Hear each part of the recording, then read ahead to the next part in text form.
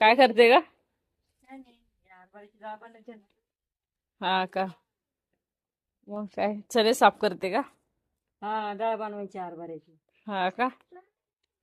मग त्याच्यासाठी काय काय प्रोसेस आहे डाळ बनवायला? काय नाही पण हरभरे पाण्यात भिजू घातले, हा रात्री भिजू घातले, सकाळी ऊन दिलं.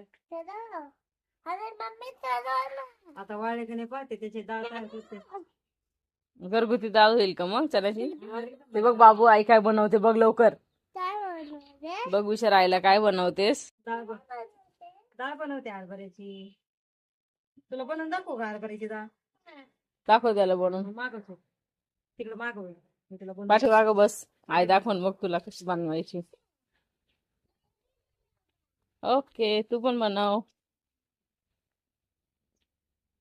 डायरेक्ट आता यूज करू शकतो का आपण याला खायला? हा मग बघू ना आता, वाळले असलं तर निघून जाईन. आता हे भिजवलेच. बाहेर किती केमिकल वाली असते ना. हा, आपली घरगुती कशी ओरिजिनल डाळ आहे. बरोबर आहे. हा हा, तिची टेस्ट वेगळीच असन. तेच वेगळीच आहे. झाली. नाही ना, अजून थोडीशी राहिलेले आहे. अजून जर वाळले असेल ना तर खळखळा निघली असते ती हरभऱ्याची डाळ. हम्म थोडीशी बोलतात आहे. छान तर झाली. बघू ना आता. आता येला आहे ना, थोडस फुकून घेते हातावर. अरे अच्छा अच्छा.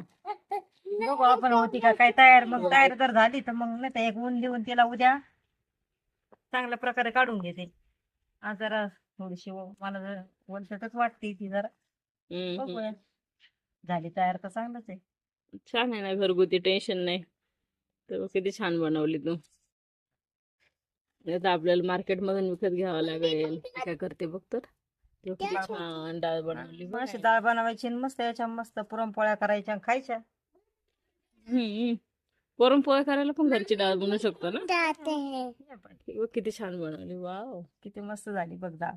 अजून तर बनवायची, पण म्हटलं होती का नाही तयार बघूया. छान आहे.